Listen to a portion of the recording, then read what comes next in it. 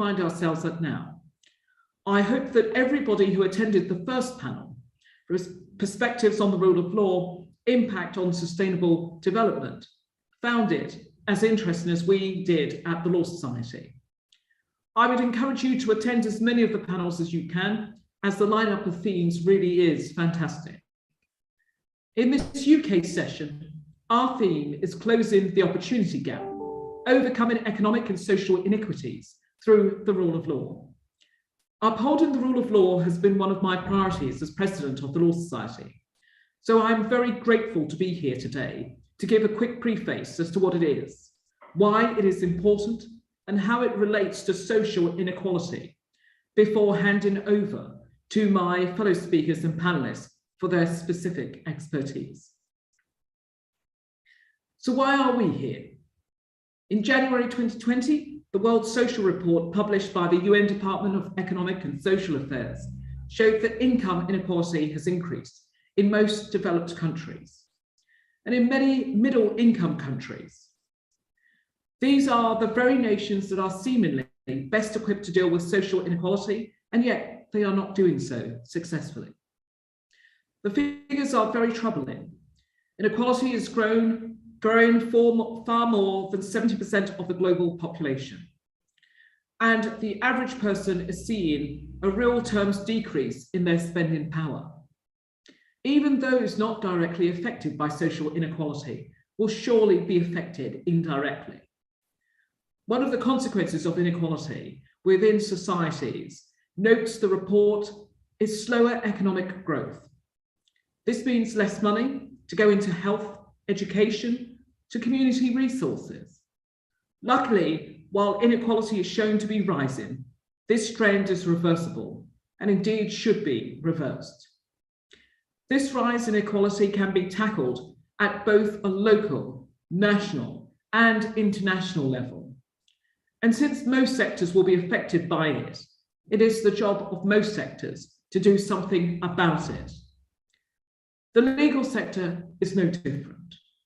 And we at the Law Society take this responsibility seriously. And one of the most fundamental ways we are committed to tackling inequality is by protecting the rule of law. The rule of law often comes across as being an abstract, arcane, perhaps even opaque concept, yet it lies at the very heart of what it means to be democratic.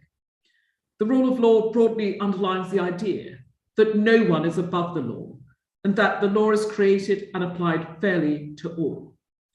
It is about ensuring fair play in our society, that everyone, rich or poor, government ministers or private citizens, plays by the same rules, and that anyone can take action when someone else breaks these rules. The rule of law is also central to a country's standing on the world stage. A country which adheres strictly to the rule of law will be respected and trusted, and those who do not will be regarded with caution. We must be absolute in our commitment to the rule of law at all times and in all circumstances. Lawyers play an integral role in ensuring fairness, supporting victims, and seeing that justice is done. Our resolve to uphold the rule of law at all times must remain strong. The rule of law is also the foundation of all economic activity. A strong market economy can only thrive when basic rules and laws are clear and adhered to. Such economies operate on a level of trust and stability. And this trust and stability is crucial in addressing social inequality. A fair system of rules backed up by independent courts ensures that everyone, no matter who they are, can enforce their rights and secure their interest, whether in economic interactions or in social disputes. The rule of law plays a crucial role in a state's ability to offer a stable environment, and it is important that the market trusts governments to set the rules appropriately and the judicial system to enforce those rules fairly. This separation of the political and judicial institutions in a society is crucial to securing the trust and stability that a thriving market needs in order for opportunities to be distributed fairly and social inequality to be tackled. Therefore, in addition to ensuring fairness and enacting justice, the legal profession has a large hand in upholding the basis of a strong economy and delivering social justice. So how should we do this? Well, panels like this are a great start. The World Social Report found that while action at a national level is crucial, a concerted and coordinated multilateral action is necessary to tackle major challenges affecting both the rule of law and inequalities within and among countries. Many of these issues we face will be common across several nations, so sharing problems experienced and hopefully problems solved is invaluable. I am very grateful to have you all here today to discuss the link between the rule of law and social inequality and how we might enforce one to mitigate the other. We are very fortunate to have secured veterans on this topic as our panelists today, and they will be introduced to you by our wonderful moderator, Mr. Jeroen Ouwehand.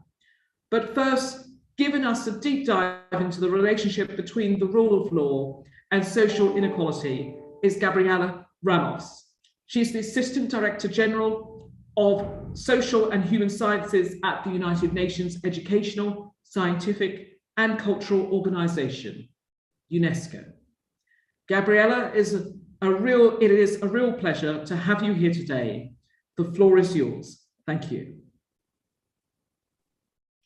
Thank you so much, Stephanie, and thank you for putting this amazing webathon, hello webathon. I'm really pleased to be part of your speakers. I'm putting here the clock, so I would be to the time. but you really hit the right framing of this debate. We all want to live in societies where the rule of law is strong. We all want to preserve the democratic features that allow us to have access to remedial, to fairness, to justice. But the question is, how does this is interlinked with the social problems, with the economic inequalities, and with the crisis that we have been experiencing day by day. And understanding these dynamics is important because we want to strengthen the rule of law, because we want to invest in the rule of law, and because we know that the rule of law has a very strong impact in the cohesiveness of our societies, in the understanding of our societies, and in the way we solve our conflicts. And I think this is a very important element of the whole discussion. The rule of law is enhanced when you have cohesive societies, as I said, when you have inclusion, when you have fairness, when people perceive that the outcomes of the democratic process and the economic processes are fair. But the rule of law is also weakened when you have high concentration of income, wealth, power at the top, and when decision making can also be colored by the way the distribution of income and opportunities presents itself in our societies. And at UNESCO, in the social and human science sector, we have been looking at these trends with great concern, because inequalities were already very high before even the financial crisis in 2008.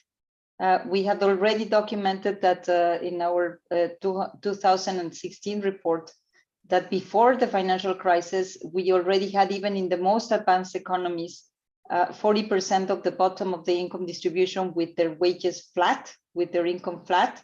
And we saw this huge step increase in the wealth at the top, particularly related to the developments in the financial sector that then crashed in 2008, and that put again the onus on those that were more vulnerable. And then we have the COVID. And COVID has been really a stark reminder of the vulnerabilities. It has shown how much the systems that we build to protect, to redistribute the benefits of growth have not worked. the ideas that we have been promoting in terms of cost-benefit analysis, efficiency outcomes, market-led solutions, probably were really overwhelming the reality and weakening the possibility of have more resilient societies. And more resilient societies meant also to have more resilient health sectors and to have more people covered by the protection systems that we are supposed to advance. And the situation was not like that. You know it better. The numbers come every day. The pandemic was lived very differently by very different income groups. While we know, and Oxfam has provided a lot of analytical inputs for this debate, we know that the additional market capitalization of the top digital platforms and corporates during the pandemic increased by 3.5 trillion. And this is additional market capitalization. I'm not talking about the total trillion assets that these companies have. Nothing wrong with that. But if you compare it with the fact that it was exactly about the same size, according to the International Labour Organization, 3.5 trillion lost by the foregone revenues of people that lost their employment, of people that lost their income, their businesses, and therefore their livelihoods. And now we have with the World Bank, who has confirmed that around 160 million people, very first time during the last 3 decades, very first time that we have increased poverty. And yet, we were also perceiving the difference in the inequality of the distribution of the treatments, the inequalities in the distribution of the vaccines, the inequalities in the capacities of governments to support their economies and societies from going, because of course in the global south and the emerging economies, the social protection systems and the tools that we have to protect people are not developed at the level that is necessary, and there is also very widespread informality. In any case, I have to say that countries really work hard to provide with the support to their societies, and I commend that for that. But the fact is that the economic structure is so unequal that the impact was also asymmetric, without counting on the impact on youth, which jobs were the first to go, and the perspective for schooling was also the first to go, but also the relational needs were neglected during the confinement, and we have now this very high level of mental health issues. And for women, and I have been working very closely with Stephanie and the Law Society on the question of how do we ensure that women also are not put in this dire situation of confronting violence, on top of all the gender gaps that we know on wages, on care issues, on taking care of families and many other hurdles that women face. But the fact is that COVID has been completely asymmetric and has left our societies exhausted and with a deep sense of unfairness. And this is important because it's not only about what you can measure, it's about how people feel and the importance of listening to people and try to understand what are their needs and how do they perceive the system. And I have to say that is really unfair. And the problem is when you have very high economic and social inequalities, this translates also in political disaffection. It translates into lack of trust in the institutions, lack of trust in our democracies, lack of trust in general. And this is a problem for the rule of law, because we need all this glue that brings us together that is based on trust. And therefore, this is a very important call to try to fix these elements and to move forward. We then, of course, were looking forward to finish with the pandemic and try to see. We at UNESCO, we are working to produce a report that actually we're going to launch next week with La Fundación La Caixa, looking at the inequalities and how far we can introduce equity criteria when we define policy choices. But then the additional terrible war in Ukraine that is really bringing again additional hurdles, high inflation, fear of how much constraints in many different areas, particularly the food ecosystem, is going to add on additional challenges to the societies that were already really overwhelmed just by trying to overcome the impact of the pandemic. And therefore, it's again the question of how do we address the challenges? How do we understand them better? How do we bring them together in the sense that it's not about societies and economies and environment, also with the looming climate challenge in front of us, but how do we understand better the interlinkages of these elements to try to advance the agendas that we all as institutions that were created to promote peace and to promote intercultural dialogue can deliver much better. Not great news on the democratic front, because there has been also a sharp decline of people living in democracies all around the world. Less than 20% of the world population now live in full-fledged democracies. And this is the lowest number since 1995. There had been really a decline in freedom. Probably this is also compounded by some of the trends in the digital sphere that created misinformation and that is targeting the issues. But of course, this is the context. Now, what do we do about it? And I guess that the answer is, how do we devise ourselves better understanding of the interlinkages, and then how do we build the policy frameworks that are going to help us advance these issues? I will say, if we are advancing an agenda for building back better, as we say in the UN system, we really need to prioritize for the policies going forward in those groups that were hit hardest. You will do it with your family. We as parents, we always spend a little bit more on those in our children that probably are lagging behind. It's normal. The best school systems are those that support more the children that are in really strong need, instead of just pushing up those that are already strong. And therefore, our call is to prioritize the policies that will help us support those at the bottom of the income distribution. We need to redress the wealth distribution. We knew in the 2010, after the crisis, that the concentration of financial assets is way too high. 20% of the top of income distribution concentrates almost 80% of the financial assets and the wealth, accumulated wealth. And therefore, there is a need for governments to step up their action and do better in terms of redistributing the benefits of growth.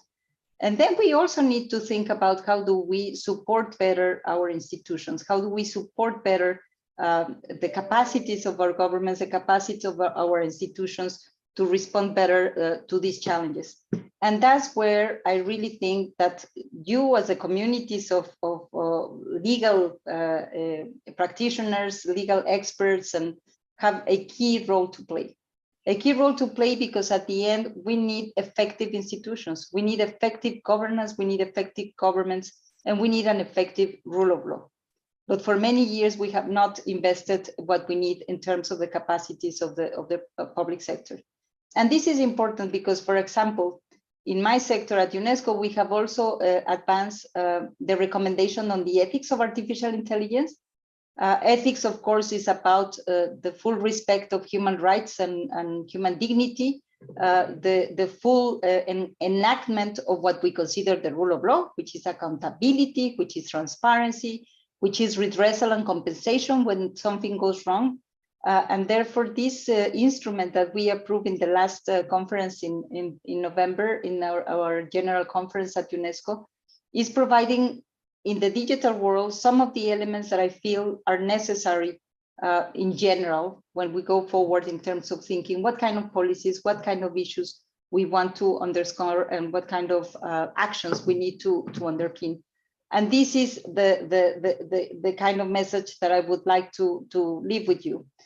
Policies matter, regulatory frameworks matter, capacities in our institutions to deal with the complexity of the society and the environment and the economics that we are living are important. And therefore, we need to continue investing on this. We need to continue investing in research. We need to go for multidisciplinarity. My sector is looking at how much different disciplines in the social area can bring more insights to understand the human. Digital anthropology, for example, or philosophy, so many areas of human thought that we need to bring together to devise better answers. But more than anything, the commitment to support those that are more vulnerable.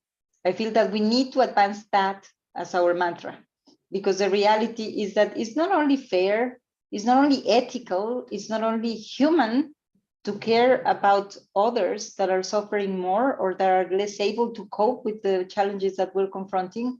But I would say that it's still been in our best self-interest, because at the end, when you live in societies that have the freedom of choice in terms of their political system, if people are not happy, they show it in the democratic processes. And therefore, it's also in our best interest to redress the situation, to look for ways to redistribute better, and to prioritize, as I said, those communities and those people that have really suffered more in the current circumstances. I know that you will be looking into all these issues. I'm looking forward to learn from you on how we can advance, how you can help us to ensure this effective rule of law, and of course to join you in this fantastic webathon that I'm sure is going to deliver very good practices and good lessons to advance a much more stable, solid, resilient, and inclusive future. So thank you again for inviting me, and looking forward to the conversation.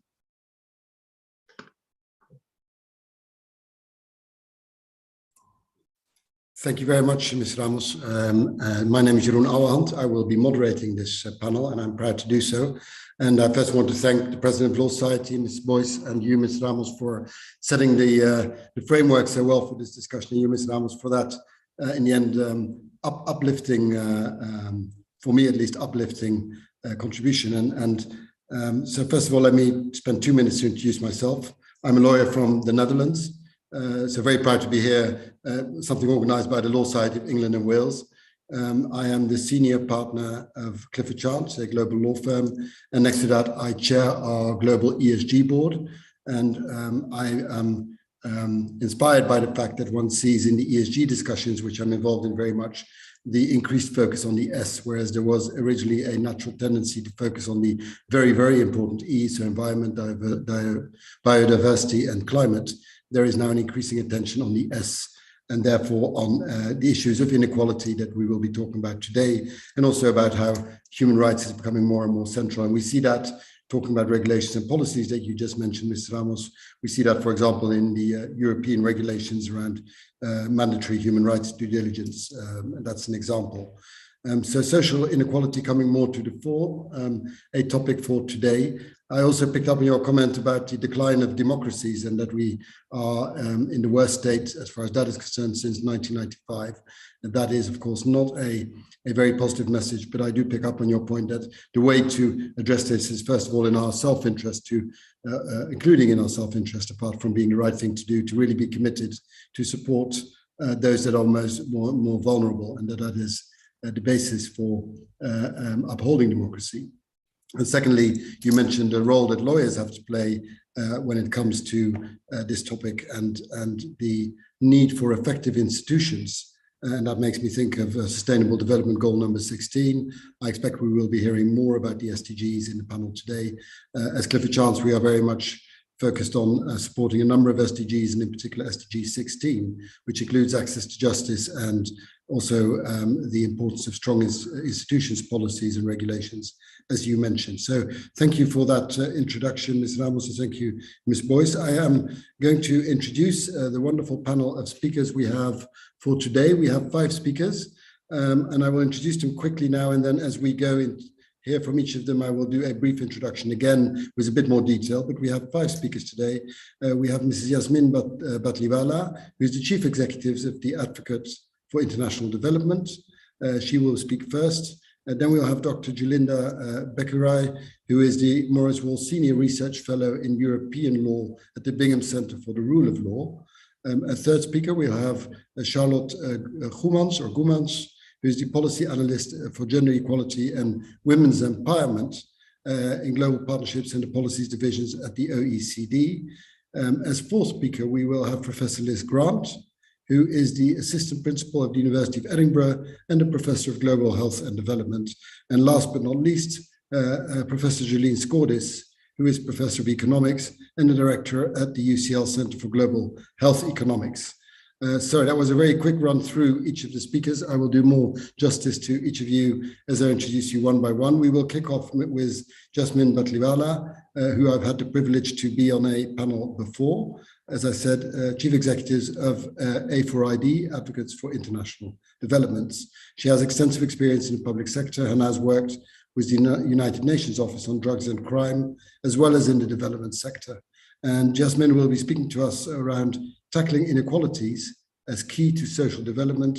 She will also be speaking about the Sustainable Development Goals in that context and the role of lawyers. So maybe with that, Yasmin, I can hand over to you.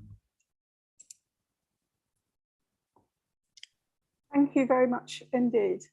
And greetings, colleagues. I'm really delighted to be here with you all, but I must confess that I feel somewhat daunted to be part of a 24-hour webathon comprising so many distinguished speakers.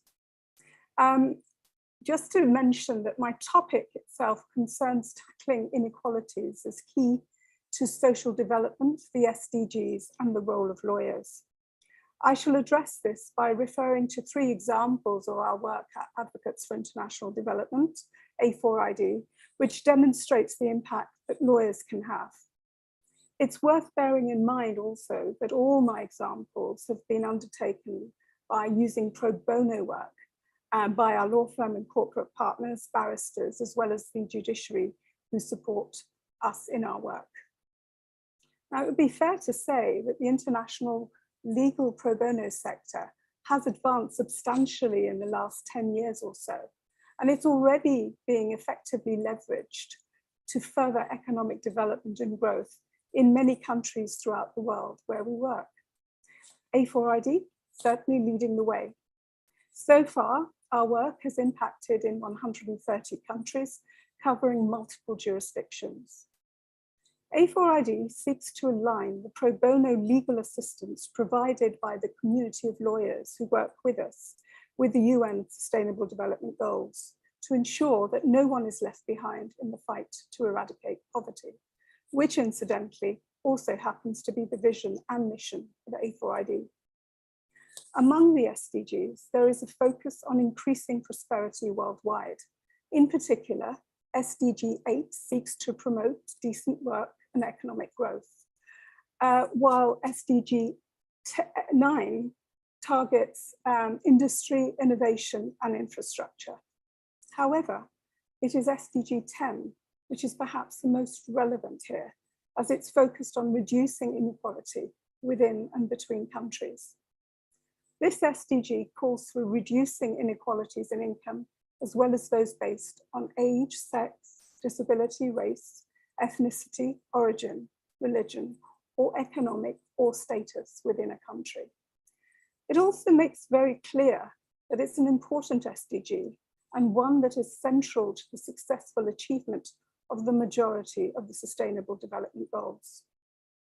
By aligning their pro bono work with the Sustainable Development Goals, the legal sector can help to further the growth of sustainable businesses and promote economic development in countries across the globe. Now, my first example demonstrates the role of lawyers and the role that they play in stimulating economic growth and social development, which goes some way to addressing inequality. Through A4ID, our law firm partner, Latham & Watkins, provided the African Foundation of Development, otherwise known as AFORD, with pro bono legal advice on issuing a $10 million corporate diaspora bond, which was endorsed by the Rwandan government and on the Rwandan Stock Exchange. This innovative financial instrument will fund the building of affordable housing for teachers, nurses, and civil servants, aiming to provide for 400 families suffering from the acute housing crisis in Rwanda. AFORD wanted to create a local supply chain for this construction work, providing new business opportunities to entrepreneur brick makers and builders.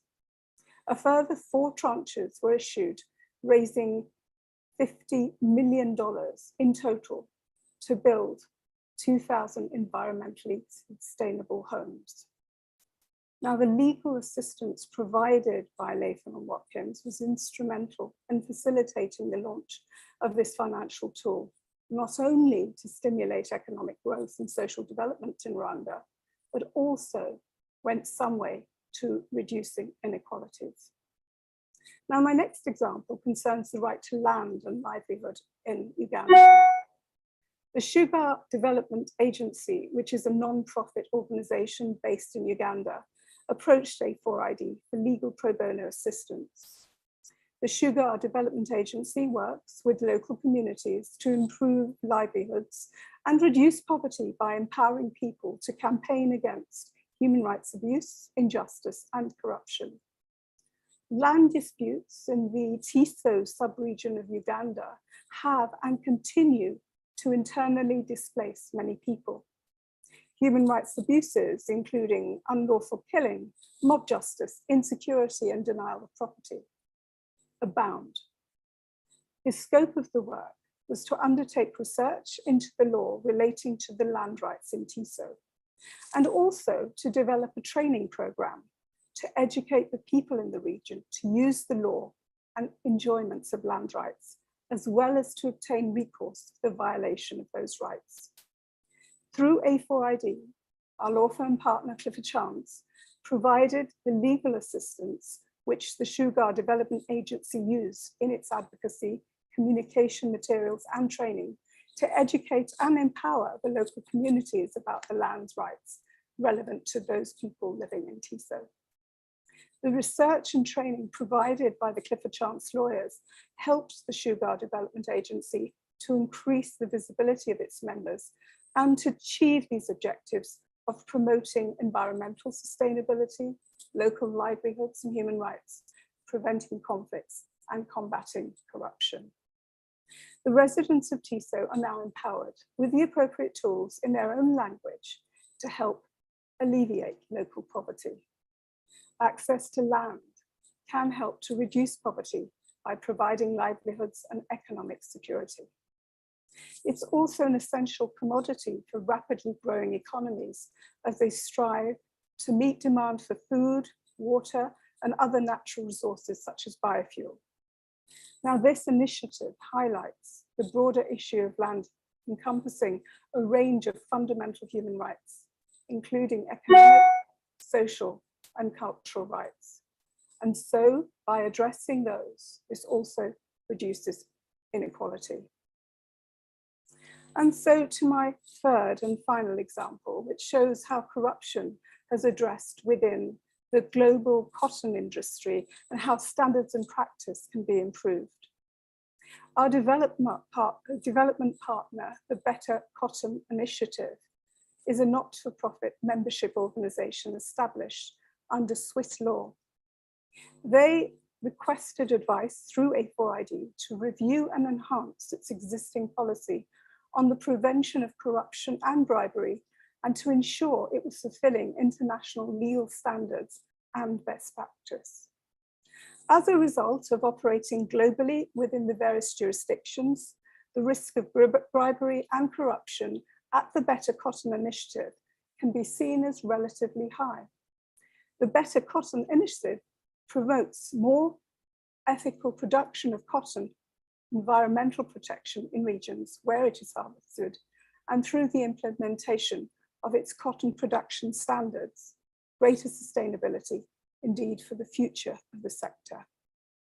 Its approach is to develop a market for a mainstream commodity, which is better cotton, which will focus on reducing globally significant environmental, social, and economic impacts in order to bring about long-term benefits for its stakeholders, which include farmers, farm workers, cotton farming communities, as well as, of course, the environment. Indeed, some of the world's largest and most influential retailers and brands including the VF Corporation, Levi's, Walmart, IKEA, and HML, all use Better Cotton. On this occasion, we had two law firms working together side by side, CMS and Kirkland & Ellis, both advised pro bono in relation not only to UK, but also Swiss law. As a result of the advice, the Better Cotton Initiative was able to implement guidelines for its global teams, improving its ability to prevent and respond to findings of corruption and bribery. Now, it's important because bribery and corruption do not affect just the economic rights.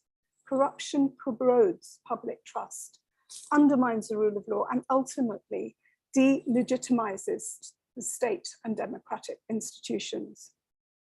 In countries that harvest cotton, there is evidence that extortion and bribery fuel forced labor, including of children, and that this happens frequently.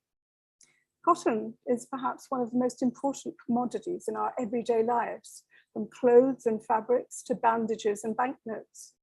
The industry itself involved in its production is obviously both lucrative and global, supporting over 250 million workers.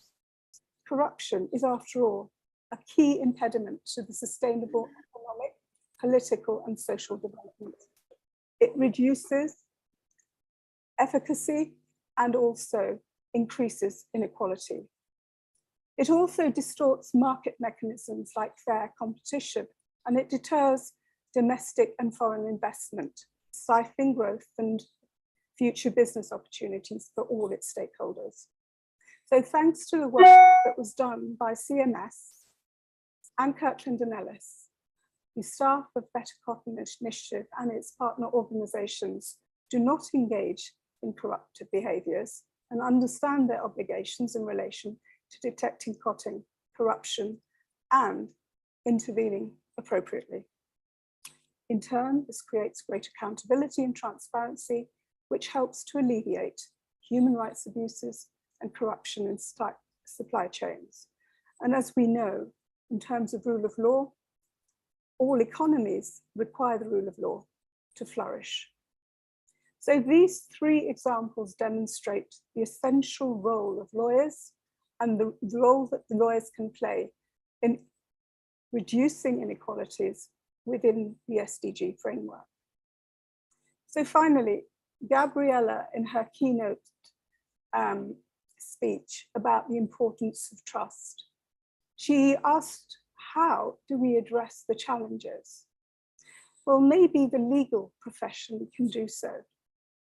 A4ID, together with some of its law firm and corporate partners, is working to harness the support of lawyers everywhere to collaborate, and by doing so, impact significantly on the achievement of the 2030 agenda. We are doing this through our SDG legal initiative, which is a call to action to the entire legal profession worldwide to work together to achieve the Sustainable Development Goals. So if you want to feel inspired, do something worthwhile and make a difference, join us. Thank you. Well, thank you very much, Yasmin, for that call to action. And thank you for the work that the A4ID, so Advocates for International Development, is doing, and together with a number of law firms. And we certainly value working with you. And thank you also to Latham & Watkins and CMS and Kirkland & Ellis, who you mentioned. I do find it inspiring because for us as a law firm as well, you know, the SDGs provide an important framework and are important.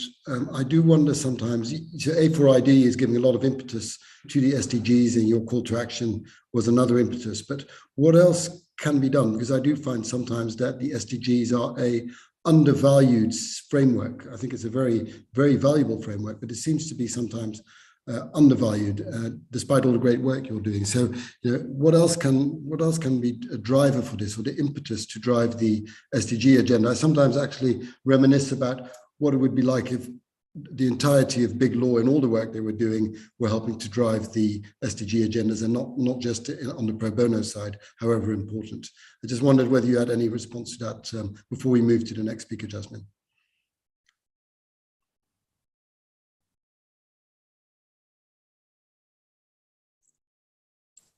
So to put it simply, it's the clients of law firms that seem to be driving this agenda. 72% of corporates have mentioned the SDGs in their reporting. I would say 82 out of 100 blue chip companies have demonstrated their commitment to the SDGs in their annual reports. An increase of number of businesses are putting the SDGs in their published business strategies. CEOs and chairs are also increasingly referring to the SDGs in their statements. Global companies will look to partner with organizations that share their corporate values. And by meaningfully, therefore, engaging with the SDGs, law firms may attract and retain progressive SDG-focused clients.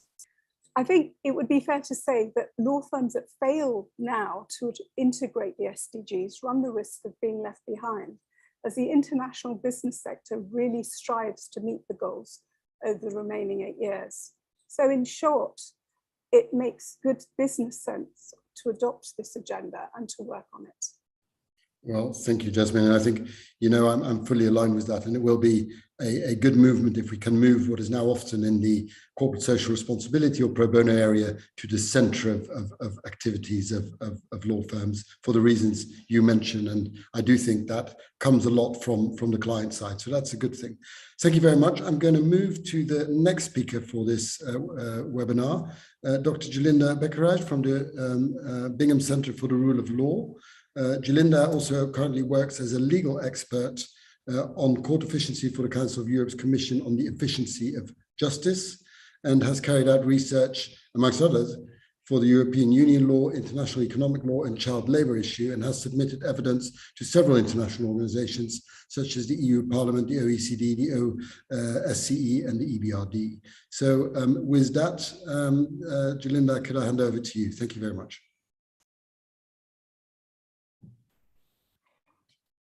Thank you very much for the invitation and for the opportunity to speak. Can you hear me? Yes, I guess. So once again, thank you very much for the invitation and the opportunity to speak at this very important initiative. Needless to say that the rule of law is of core importance to us at the Bingham Center for the Rule of Law. My first point, so the topic of my presentation is minimum wage policies as a tool to combat inequality and promote social justice. My first point is that adequate wage policies should be part of any development strategy aimed at reducing inequalities. As mentioned by the previous speaker, in SDG 10, which calls for progressive reduction in inequality within and among countries, in Target 4, UN members have committed to adopt policies, including wage policies, to progressively achieve greater equality. Wage policies are explicitly highlighted in SDG 10, but the importance of wages goes well beyond this single goal. Wages directly influence or are connected with other SDGs and targets, including good health and well-being in Goal 3, education in Goal 4, gender equality and discrimination against women in Goal 5, economic growth and decent work in Goal 8, and obviously access to justice in Goal 16, rule of law and access to justice in Goal 16. These multiple connections rest on the consideration that wages influence the levels of income and consumption of families, and thus levels of poverty and inequality. Wages, for instance, can shape family choices with regard to the ability to invest in education of their children or to bring a claim before a tribunal. Wages can reinforce discrimination against specific groups. Let's mention women or migrants, and are also a condition for social, economic, and political inclusion. Therefore, better wage policies may also contribute to the achievement of other objectives of the 2030 agenda. While SDG 16 has been labeled as the enabler of other goals, SDG 10 can be considered as an accelerator for the achievement of the goals. There is a close connection between the two goals. Countries with greater adherence to the rule of law are characterized by less income inequality, and reducing income inequality increases opportunities for equal access to justice. The rule of law fosters development through strengthening the voices of individuals and communities by providing access to justice, ensuring due process, and establishing remedies for the violation of rights, and wages have a role to play in this regard. The second point that I wanted to cover is a case example showing the importance, the role of wage policies during a crisis, as mentioned in the introduction by Mrs. Ramos. Now, we all know that the COVID-19 pandemic hit hard on equality on multiple levels. But what role did wage policies play, and how have countries reacted in this regard during the pandemic? Three important findings are shown in a recent ILO report, which highlights that as a result of the COVID-19 crisis, downward pressure on the level or growth rate of average wages was observed in a majority of countries. And even in those cases where average wages increased, this was largely artificial and was a reflection of the substantial job losses among lower paid workers. The second finding is that women have been disproportionately affected from the impact of the pandemic on total wages. And the third finding, important finding, is that the pandemic crisis disproportionately affected lower paid workers, thereby increasing wage inequalities. What did countries, governments do to mitigate the losses? Well, some governments intervened with temporary wage subsidies to lessen the effect of the crisis on wage inequality. But also, importantly for my presentation, a global debate has been taking place regarding the introduction of minimum wage levels to reduce inequality, especially following the call in the ILO Centenary Declaration for the Future of Work in 2019 for an adequate minimum wage, whether statutory or negotiated. There is an ILO convention in this regard, number 131 on minimum wage fixing, which calls for a broad scope of application of minimum wage policies, meaning that minimum wage policies should cover as many categories of workers as possible, full consultation with social partners, wage setting levels that take into account the needs of workers and their families and economic factors, periodical adjustments of minimum wage levels, and measures to ensure effective application. So, although 90% of the ILO member states, which are about 187 member states, although 90% of these have minimum wage policies in place, either statutory or negotiated through collective bargaining, many workers in practice are paid less than the minimum wage, either because they are not legally covered, so on the scope of minimum wage policies is not broad enough, or because they work in the formal economy, or because simply of non-compliance. So my third point is more specifically now on minimum wage policies, how these are fixed, how these are set. The fixing of minimum wage levels is not an easy exercise, and there are some conditions for minimum wages to have an impact on reducing inequality. The first condition, I mentioned it previously, regards the extent of the legal coverage and the level of compliance, namely how effective minimum wages are. What is the share of workers that they apply to, and are they actually applied in practice? For instance, domestic workers are amongst the lowest paid and often amongst the most informal group of wage employees. They are frequently excluded from minimum wage protection. There is an estimated 21 million domestic workers who have no minimum wage that is applicable to them. The second important element for minimum wage policies to have an impact on reducing inequality is the level at which minimum wages are set, which must be adequate. And this is a crucial element. Data shows that minimum wages are set on average at around 55% of the median wage in developed countries, and at 67% of the median wage in developing and emerging economies. Levels vary greatly, of course, among countries, and in some countries, minimum wages are even below the poverty line.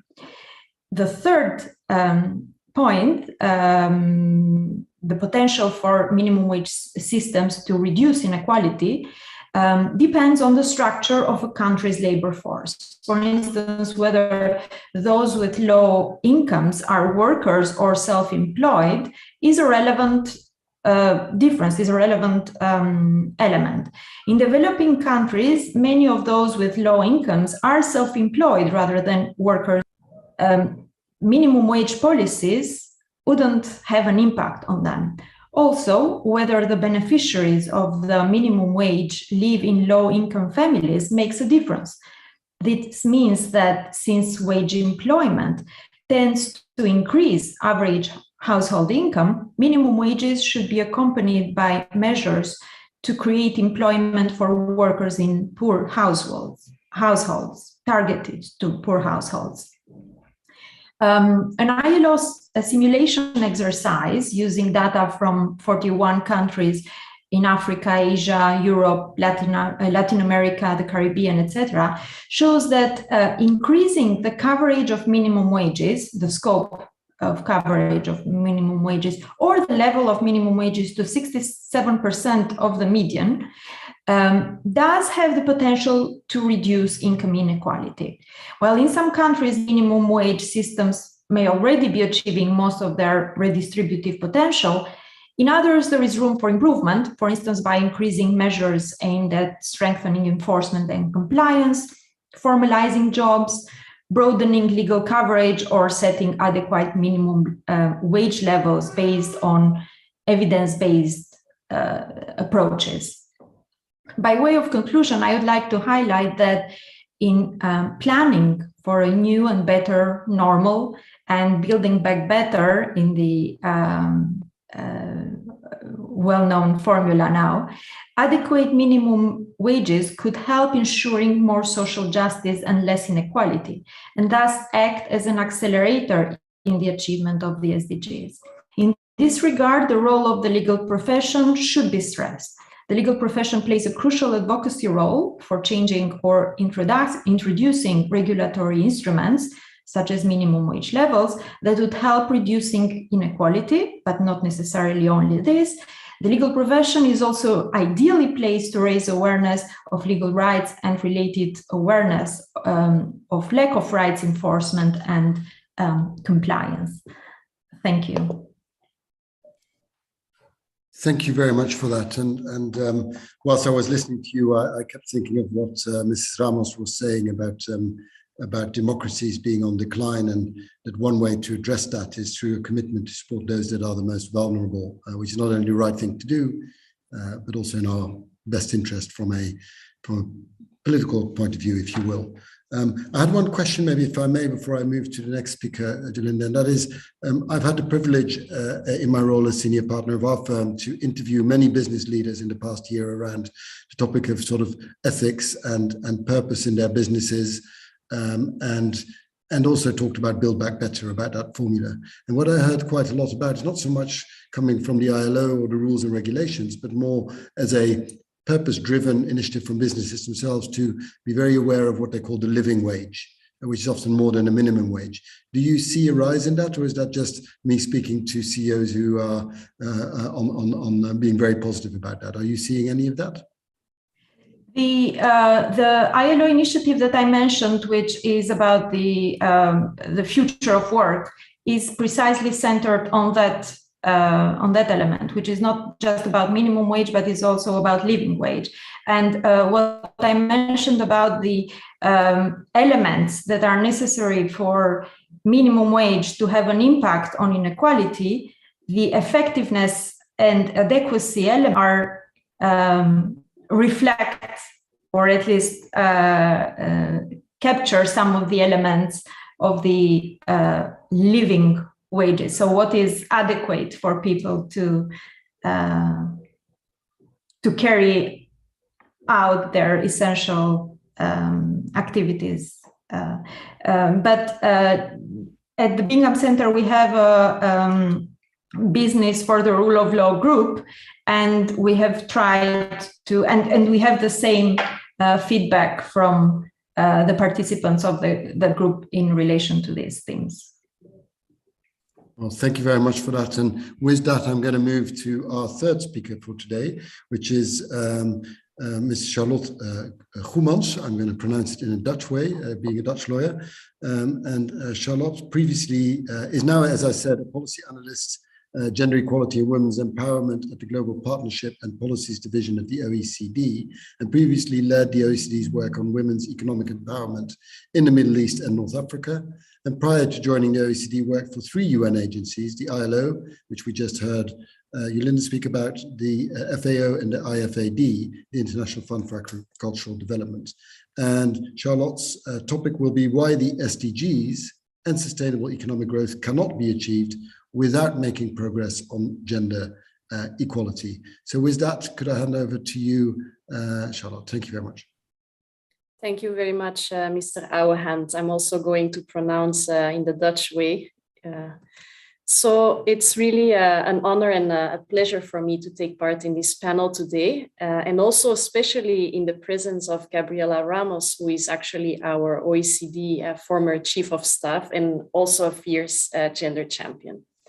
So today, yes, I want to touch on a couple of points about why sustainable economic growth can be achieved without making progress on gender equality, and the importance also of making progress on the rule of law in all of this.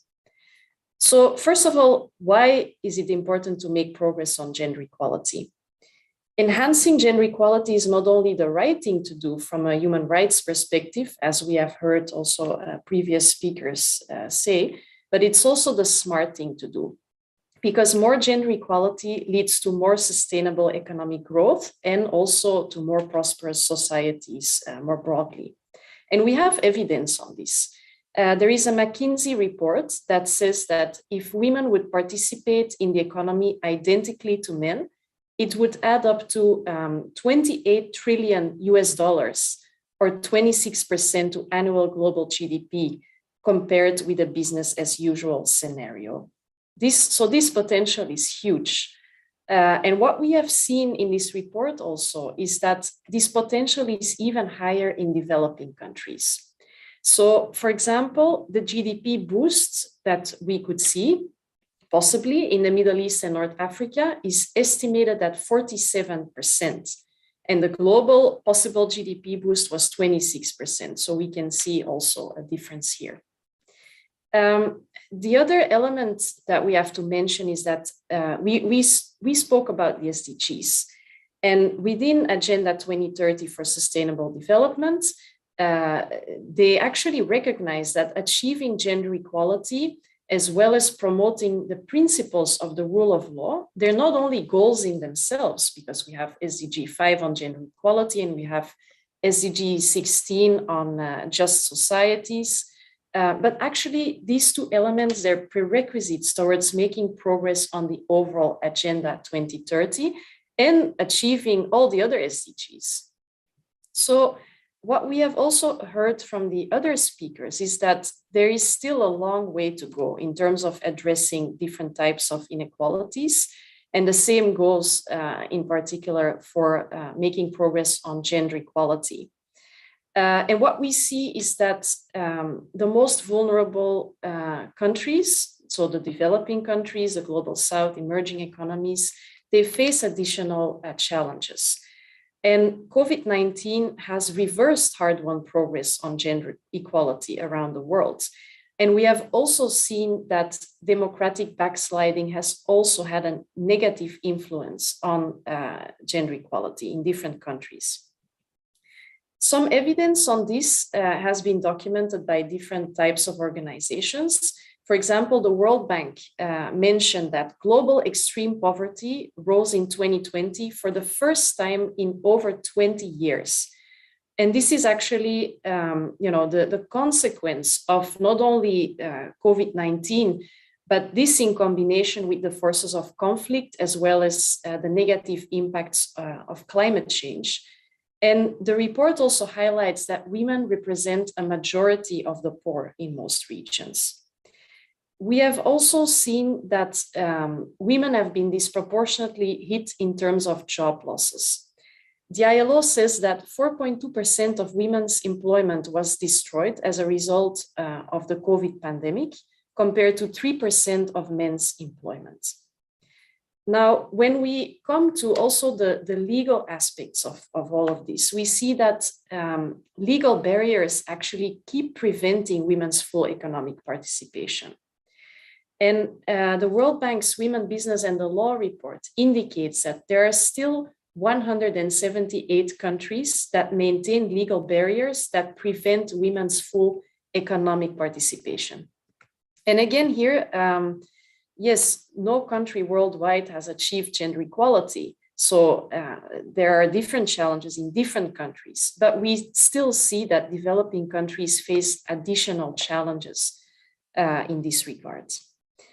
So now, how do we move forward on all of this? And how do we reverse these trends and promote gender equality in developing countries?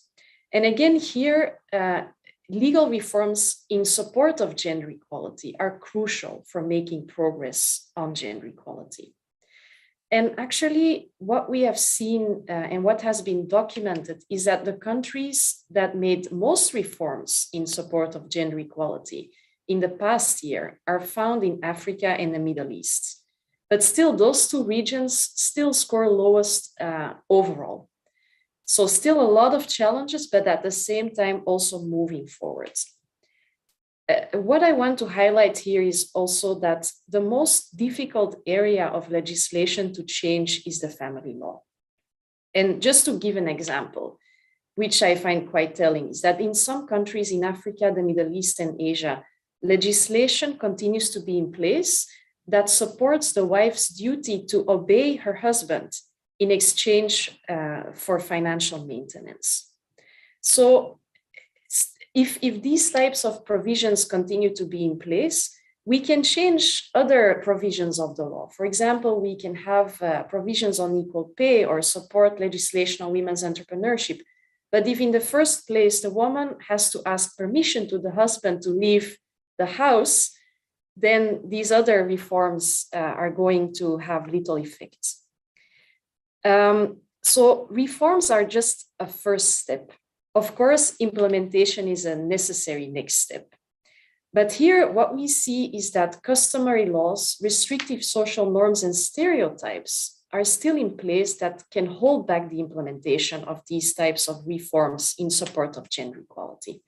And just also to give here an example from an OECD source on this, is that in Africa, 63% of the population believes that men make better political leaders than women.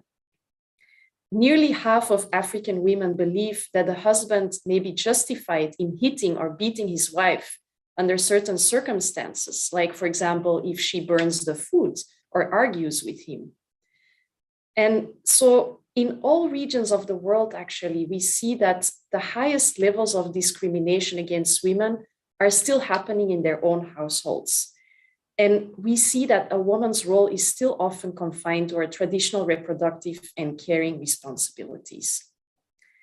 Now, the other point that we need to work on is to improve access to information, legal literacy, and access to justice for women, to make it easier for them to claim their rights. And again, just want to highlight an example on this, that in some countries around the world, in family law cases, 2 female witnesses are required as the equivalent to 1 male witness. So again, here, there's like additional challenges for women to access the justice system, and there are discriminatory elements here in place. So now, the last part that I want to focus on is speaking a little bit about the OECD and how our organization is supporting gender equality. So first of all, we help build the evidence base through analysis and research. And some of our analyses focus on legal aspects in particular.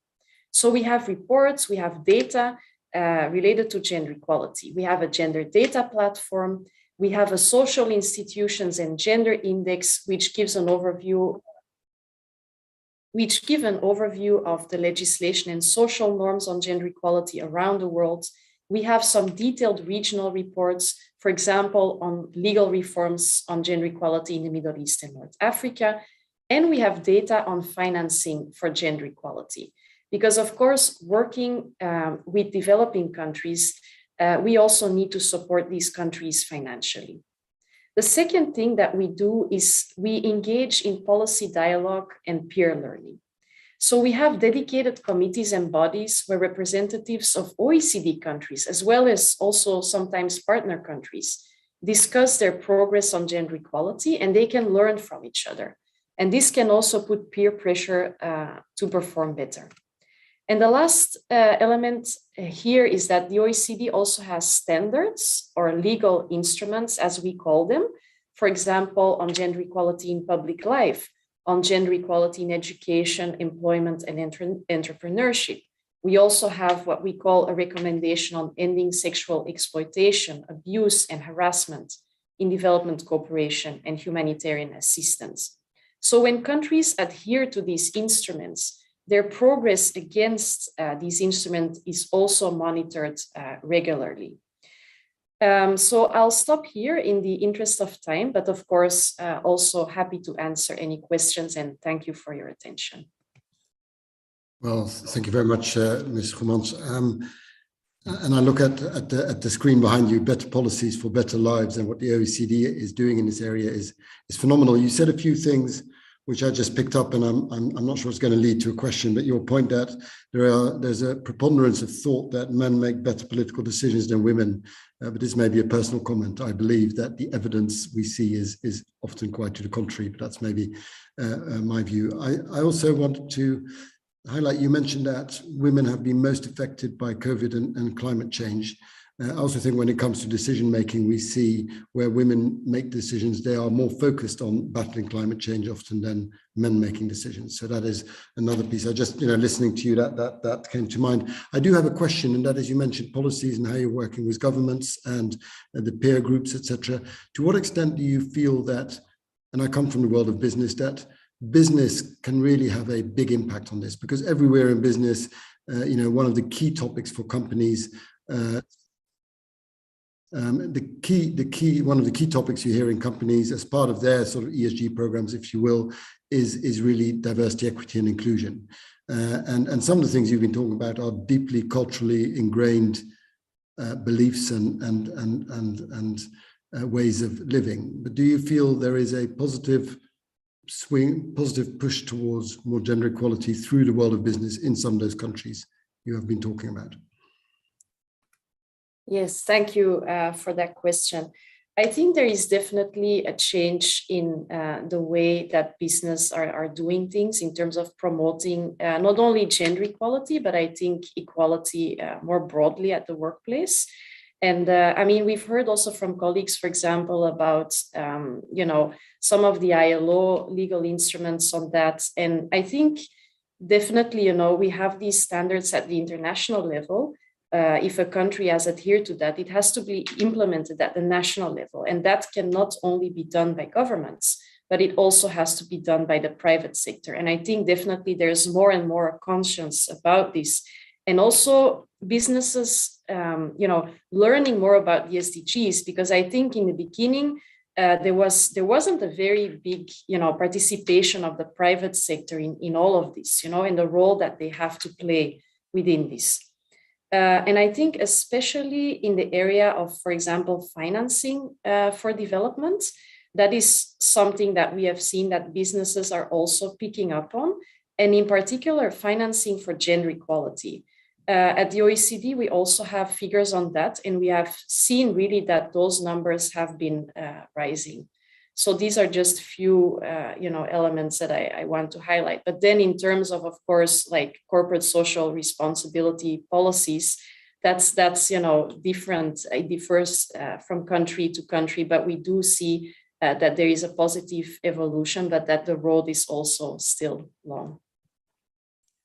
Well, thank you very much for that, Mr. Goemans. And I'm now going to move to our next speaker, if I may, and that is Professor Liz Grant, who is the Assistant Principal at the University of Edinburgh and Professor of Global Health and Development. And Liz is the Director of the University of Edinburgh's Global Health Academy. And previously, she was the Senior Health Advisor to the Scottish Government's International Development Team working primarily in Malawi, a country I've been fortunate to visit once and found a very enriching experience. You have worked for the UK's National Health Service, NHS, and led the NHS HIV partnership as well, and you between the NHS and the Zambian Ministry of Health. You also lead the palliative care in a changing climate group, working to develop palliative care services in fragile states and refugee settings. So wonderful things, Professor Grant, and you're going to be speaking about the health inequalities in the context of poverty and conflict. So over to you.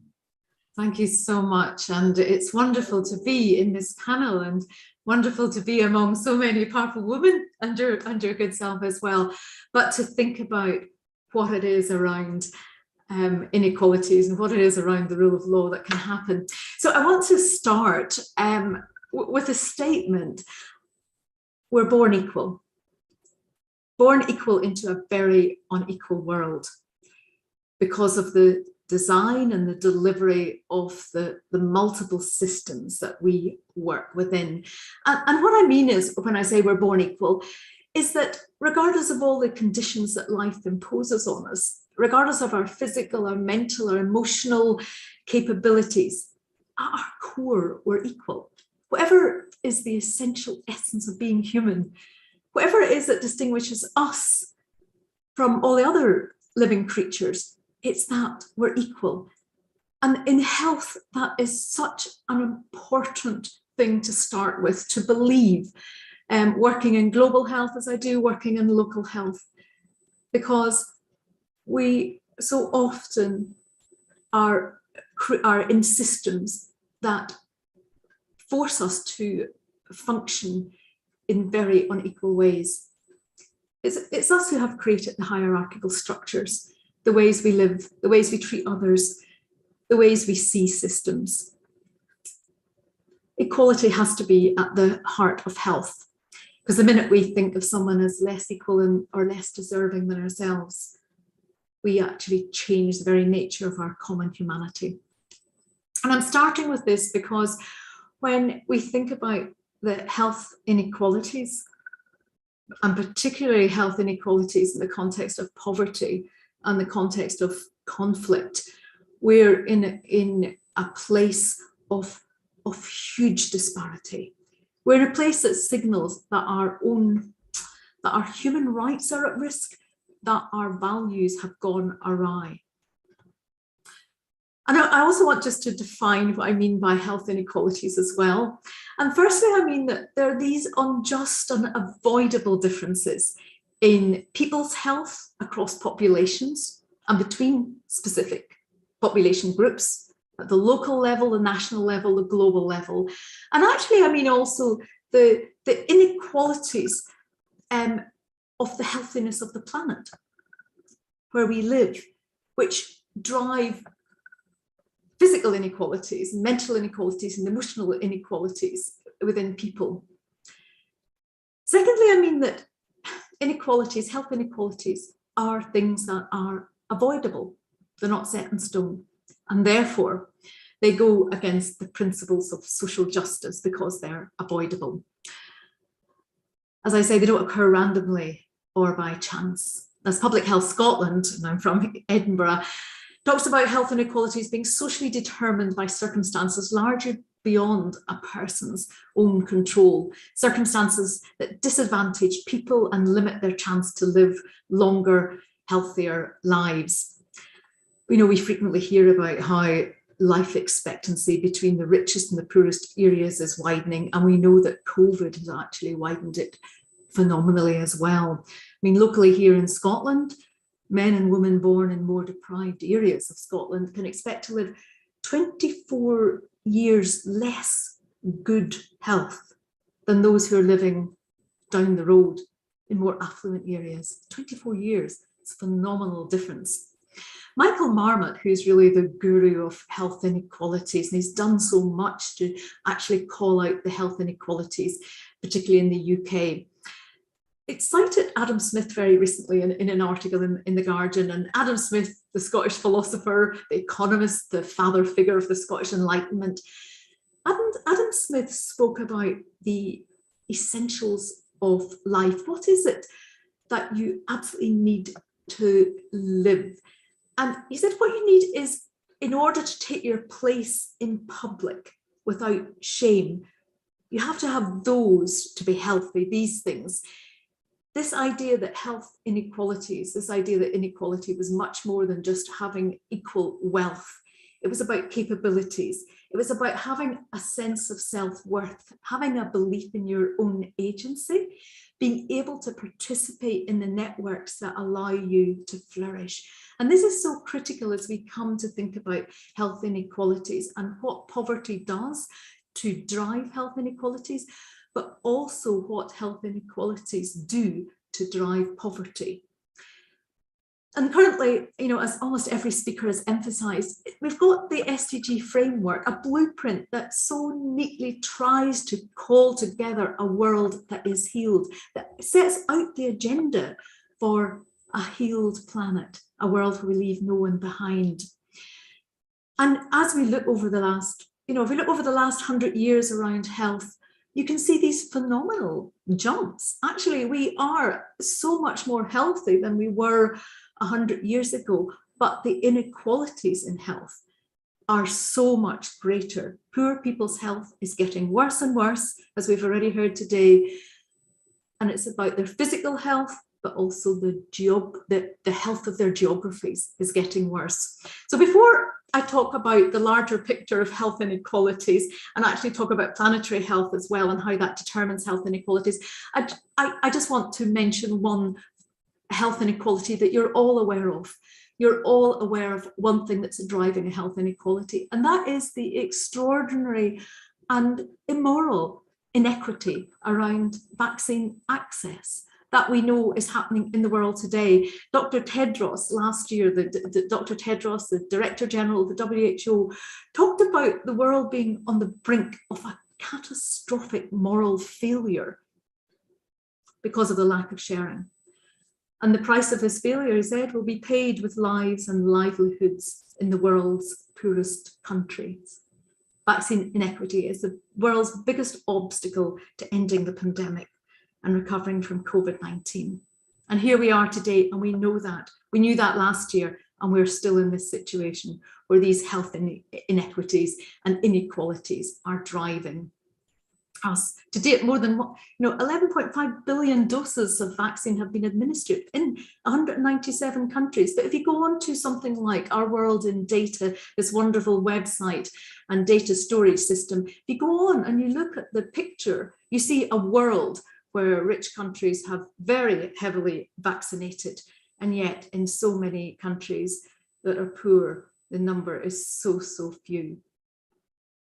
And also, vaccines have been used as weapons of war. We know that's happening in Myanmar. We know health workers are being attacked in Myanmar, and that's happening in many countries where there is conflict. Made all the more tragic because actually the equality that we saw within science coming together to provide one of the greatest health deliverables, the greatest health assets that we had through the vaccine was extraordinary. That we set aside the politics of nationalism, we set aside the politics of protectionism, and the science community worked. But what happened? But I want to just take us from there, and I want to think about this other piece around health inequalities and poverty and conflict. And that's a piece that has been alluded to earlier as well. This bigger piece that we live in a world that has multiple crisis going on. We live in what's called the Anthropocene era, the age defined by the way that human actions, our actions for the first time ever, and at an unprecedented scale and rapidly, are shaping the very planetary boundaries in which we live. We are destroying the earth that we need to sustain our health. We are in this situation where planetary health, and this whole concept of planetary health, which means that the dangers of extreme weather, the dangers of climate action failures, the dangers of human environmental damage, the dangers of biodiversity loss, of the dangers of cybersecurity failure and livelihood insecurities, all of these dangers are coming together. The rise of antimicrobial resistance affecting the poorest of the poor most. Environmental waste, the plastics, the toxins in the land, air, sea, are affecting those who are most poor most. They're also being used and abused within countries which are so fragile because of conflict. Planetary health tells us that fundamentally there's a loss of community, a loss of a shared belief in, there's a disconnect between who we are as a people and a disconnect with the planet which supports us. And that disconnect happens in, if you think of a matrix, it happens vertically, it's happening horizontally. The way we're treating the planet as the other, the great outside, is also the way that so many treat the other, those who are poor, those who are disadvantaged, those who are discriminated against. What do we do? What do we do in a situation where we've got this crisis happening? We know that those who are most impacted are being destroyed and hurt the most. How do we reorientate our systems in a more socially, economically, environmentally empathetic way that will reduce health inequalities? I'm going to suggest, and I'm going to quote from a Scottish poet who you all are familiar with, Rabbie Burns. But actually, one of the poems that Rabbie Burns wrote was called a poem, Man Was Made to Mourn. Sounds very serious. Man was made to mourn. And Rabbie Burns, I do have to say, was not gender sensitive in 1784, sadly. But there's a line in this poem that you will know. Man's inhumanity to man makes countless thousands mourn. Burns asks, why is it that man who has the will and power to make his fellow mourn? What is it that about us as a common humanity that is driving inequalities? And for me, driving these health inequalities. Why are we doing this to ourselves? What can we do? One of the areas that we have noted today, and it's come through in a number of the talks, is that there's hope. There are things that can be done. We know that societies where there is trust, societies where people come together and care for each other, really change. The effectiveness of responses we've seen right the way through depends on the trust that people have in their clinicians, in their health systems, how we work together. We know that if we ensure information is accurate and available, health information to everyone, and sometimes the assumption is that health information is not so important for those who are poor, or the information is not given to those who are living in poverty or to those who are living in conflict. But giving health information for all is one of the visions that can make such a difference. Lack of information kills, misinformation kills. We know that reducing health inequalities needs us to consider how we widen not just invitations to stakeholders to come together, but the actual concept of the stakeholder. Everybody is a stakeholder in the health of a community. What happens outside the formal health sector is as important as what happens within it. We know that cultural, religious, traditional spaces become even more powerful in times of stress and severe illness. These needs to be nurtured and honoured, but often in conflict, these are destroyed. But there is hope. Ms. Ramos in her, spoke so beautifully about the importance of listening to people. And within conflict situations, within the situation in Ukraine, we have seen a new form of health diplomacy emerging in the public space of volunteering, as informal workers have started to give their services, their health service. We've seen particularly hundreds of workers going across from different countries to facilitate in health facilities, and those in supporting other doctors, other nurses, other clinical workers to do well, to try and to care. And also understanding who is left behind. This has been mentioned as well. Who are the most vulnerable? Because even in situations of poverty and in conflict, there's a strata of who are vulnerable. The most vulnerable, often women, often those who are living with severe illnesses, those who are rejected. And I particularly speak about this from palliative care, because no one thinks of palliative care. The care of the end of life is important in humanitarian settings, in conflict settings.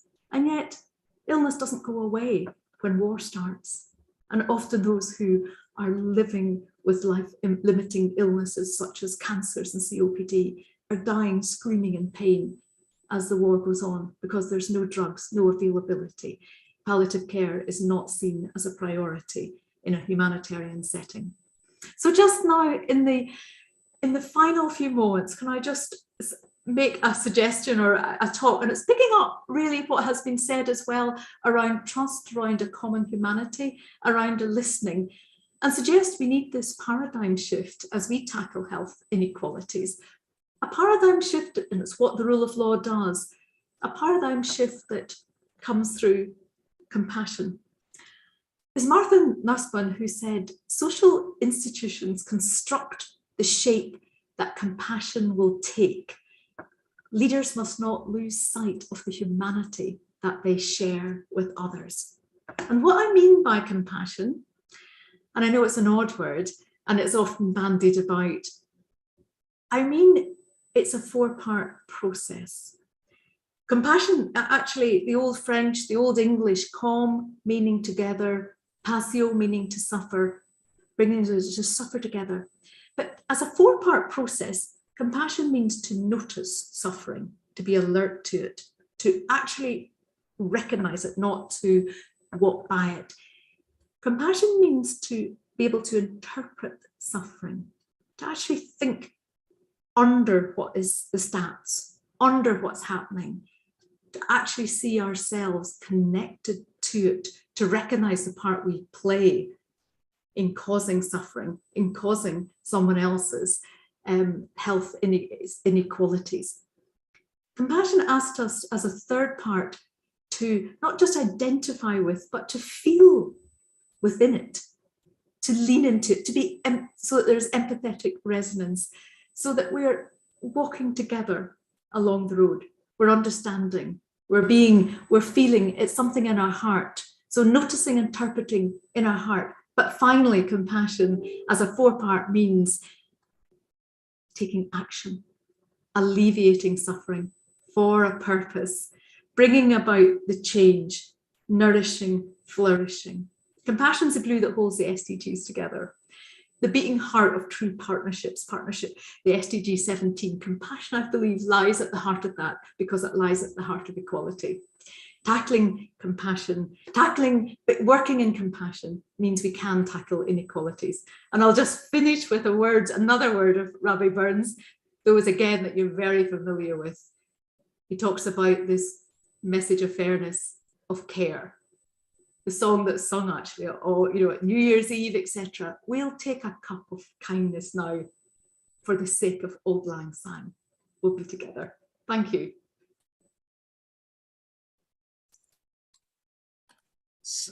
Thank you very much, Professor Grant. Thank you for that. And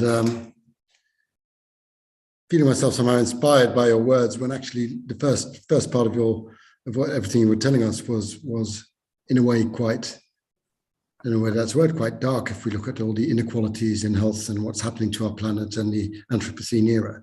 But you did end on a note of hope. And I just wanted to ask you, when it comes to compassion and empathy, and as I said, I come from the world of business, any views on where the world of business is on that? I know that's a very broad question. And I just have a very personal anecdote. I'm quite active on social media, particularly LinkedIn, in my role as senior partner. And I post things about our firm and what have you. But on one Sunday morning, I can't remember, I read an article about empathy and I posted it on LinkedIn without, I just did it pretty quickly. And that's probably been my best, that went completely viral to hundreds of thousands of views. And that to me says, and a lot are obviously business contacts, that's the world I mostly operate in. So that to me says something, amongst everything else, this really was the one that took off. So I just got this sense, also maybe building back better, coming out of the pandemic, people worried about, some more negative developments in the world and what's happening to the planet, that empathy and compassion is such an important topic. So maybe just a view on the world of business and compassion, if you've got any views on that. I do actually, and I think there's extraordinary things happening in the world of business, not just the work like Mindful on Wall Street and drawing together, but a whole group of businesses, particularly the financial institutes, have got together to think about what does compassion mean and how, and someone said it earlier, compassion is the morally right thing, but it's also a smart thing. Compassionate work, being compassionate towards workers changes the way that workers feel, changes the way that we all feel.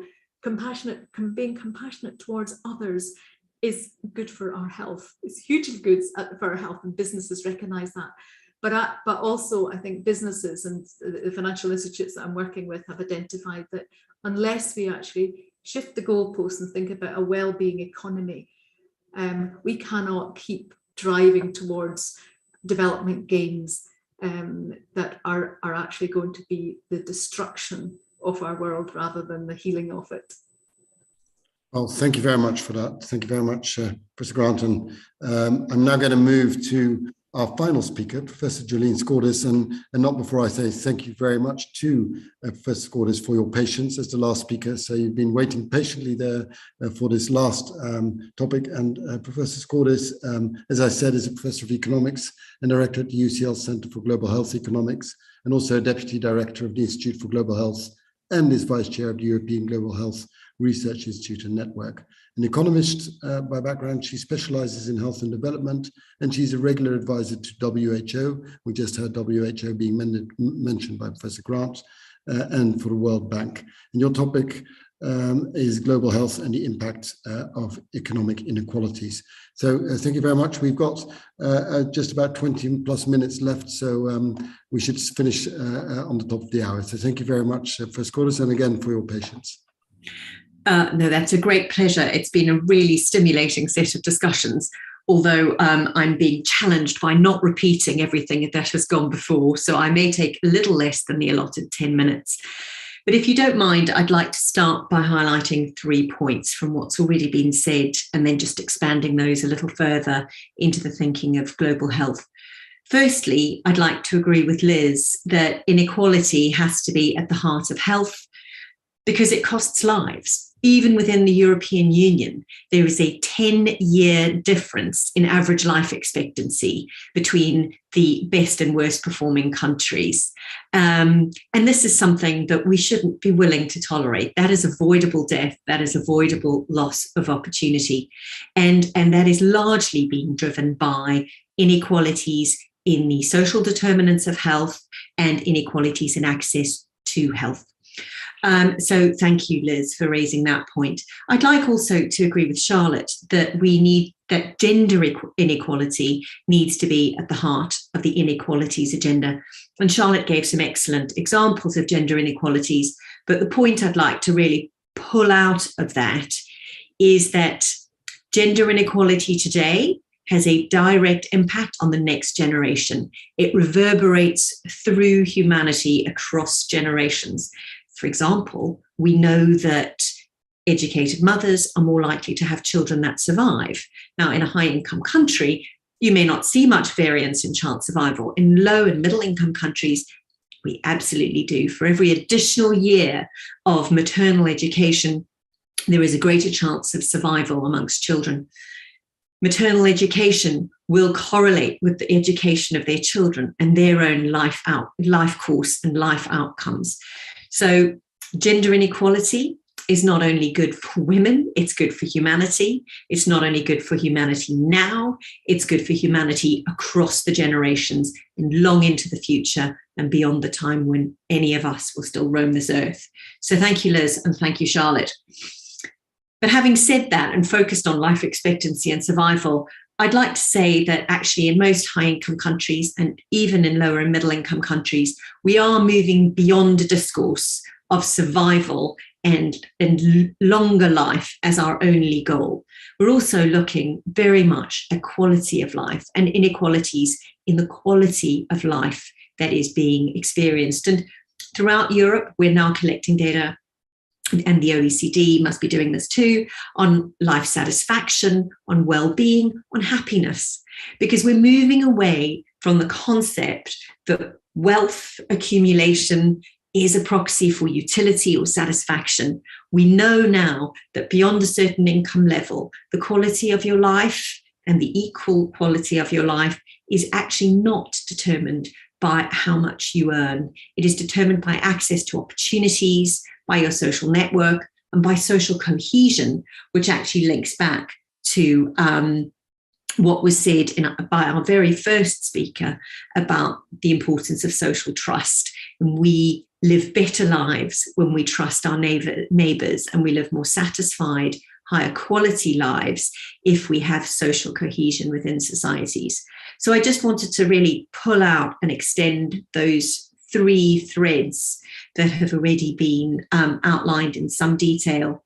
And then I'd like to, sticking with the rule of 3, throw down 3 challenges to the law community and to our communities at large, the economics community, the academic community, and all represented here. Firstly, there's been a lot of rhetoric about strong market economies. Of course, that's important. We look towards economic growth to be a driver out of absolute poverty. So absolute poverty is having or not having enough to live on. Relative poverty is the inequality that we're focusing on here mostly. But the rhetoric of strong market economies really needs to transition into a rhetoric of strong societies, where we see those involved in business and the private sector working hand in hand with those who are not. And that's particularly true as economies age, as complex social structures, and even the changing of the work week, for instance, changes the role of work within life and work within an equality of opportunity. So can I challenge us to move away from a rhetoric of strong market economies and instead to move towards a rhetoric of strong societies wherein the role of markets is considered and the role of markets hand in hand with social organisation and social safety nets is also considered. So that's a first. A second challenge that I'd like to lay down is actually that we move, and sorry, I'm going to apologise to Charlotte for this, that we move away from the rhetoric of developing and developed countries, predominantly because it seems to tell so-called developed countries that their job is done. And in the higher income countries of the world, we are seeing, as most speakers have mentioned, growing inequalities. The job is not done. We're seeing reducing life satisfaction, well-being indicators on the decline. So there is no developed nation for whom the job is complete and for whom inequalities is not something we still have to be considering.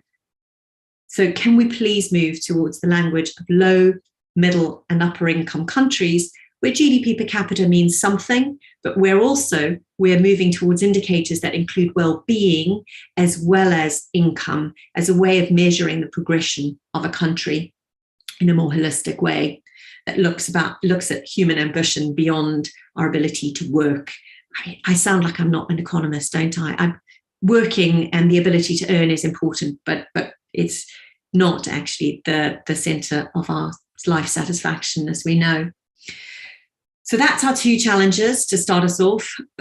Let's move from market economies to strong societies. Let's move away from developed and developing towards low, middle and upper income countries and acknowledge that any country that may consider itself developed still has a job of work to do. And then I'd like us to broaden our thinking on inequalities. And it's been alluded to by almost every speaker here today, so I'm really just reinforcing what's already gone before. We often measure inequalities in terms of inequalities of income, poverty or lack of poverty, poverty or wealth or relative wealth. Really, what the Richard Layards, the Michael Marmots, the Amartya Sens, and many who have gone before are really urging all of us in the developing community to think about equality of opportunity and not just equality of income. So, and I know that Liz already touched on this as well as others, that we should be looking at equality of capabilities, equality of satisfaction, but even at the most basic sense, at birth, equality of access to good housing, good sanitation, a reasonably diverse diet and a sufficient diet, opportunities to go to school, whether or not you're rich or poor, whether or not you're a boy or girl. So let's really move towards an inequalities of opportunity agenda, which loops us back in to the Sustainable Development Goals, which with their wide-ranging set of goals does encourage us to think about opportunity in the broadest sense and encourage us to think about opportunity for all, be you low, middle or upper income country based, be you in the private sector or the public sector.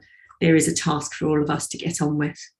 And I think perhaps, Jeroen, given that we were asked to finish at 10 to the hour, I'm actually going to leave it there, but I'm very happy to answer any questions on specifics if that's needed. Well, thank you very much for that. And you've actually caught me off guard there a bit, because I usually start thinking about what question I'm going to ask towards the end, and you pitched a bit earlier, but I am going to say, I think I picked up three. You mentioned the holy three, or the three. Your rhetoric of moving from market economies from strong market economies to strong societies is one I will definitely remember, not using the language of developed and developing nations. And I do think in developed nations, I listening to you, I think about some of it is actually in regression. And I think that's what concerns many of us, I think. And for me, that relates also to your earlier point about trust and social cohesion, which I worry is going backwards often. And we need that as a basis for everything you've been talking about. And finally, the third point was the equalities of opportunities rather than income, really equality of opportunity. So I take away those three things, and I don't really have a question around that, or I would be asking you the same questions to Liz about the role of business and all of that. But I would like to think, I do think from the interviews I've had with business leaders, you see increased focus on human rights in the world of business through regulation, through work the OECD has done, and that's now finding its way into European and other regulations, mandatory, and I mentioned it at the beginning, mandatory human rights and environmental due diligence, which is really looking at your supply chain as a business. So both your upstream, downstream, so your suppliers and your value chains, your customers, and what's happening in there is becoming increasingly important and increasingly regulated, which I think is a good thing. So human rights, as we as lawyers, or I as a lawyer sometimes call it, is moving from what we call soft law principles under the United Nations guiding principles or the OECD into hard law through courts and through regulations like coming out of the European Commission. So I think that is a positive development, and I think that is where the legal community can play a big role in helping to drive those policies and regulations and helping their clients navigate through that. So from my experience in speaking to many words, I see, and I will acknowledge that is largely in the, I'm not going to use the word developed nations now, but in the world in which I operate here in London and Amsterdam and in sort of the Western world, if I can call it that. That's for me personally, but I see a great commitment in many businesses to really consider the S in the ESG, including inequalities, and I would like to think also healthcare inequality, also for those who are not directly or who are more remote to the direct healthcare business, really considering that in their value chains. So that's not really a question, Jolene, but I am going to thank you very much again for your patience. I'm going to thank all speakers. I'm going to thank again the great introduction that we had from Stephanie, and then the further scene setting by Gabriela Ramos. And I was asked to finish 10 to the hour. And I think I have more or less achieved that, and thanks to you all. So unless there was anyone who really had a comment they wanted to make. Jolinda, I see you've come back on screen. I don't know whether that was whether you wanted to make a further addition. No? Okay. So now no, I just wanted to have a picture, so everyone on video. Okay. Very good. Well, if everyone can come back on screen, that's a very good idea, Jolene, so that the audience can see everyone and I can see everyone in one go. That's also nice. And thank you very much on my screen. So Jolinda, thank you very much. Liz Grant, thank you very much, Charlotte Goemans, and thank you very much, Yasmin, for being on this together. Thank you for everyone who joined this panel. And the 24-hour webathon Lawyers Across the Globe and Around the Clock for the Rule of Law does not stop here. There is 12 of these panels in total of 2 hours. And at the top of the hour, we'll go live to join the UIA and the Warsaw Bar Association for the next panel, which discusses the independence of the justice sector, media, and civil society, institutional and individual impacts on sustainable development. So that gives everyone a little bit of a break before the next panel on the hour will start live, organized by the UIA and the Warsaw Bar Association. So again, thank you very much to all our speakers. I hope everyone found it useful. I know I couldn't pick up questions from the YouTube channel, but I hope that through my own questions, I answered some questions that you may have had as well. Thank you very much. Bye-bye.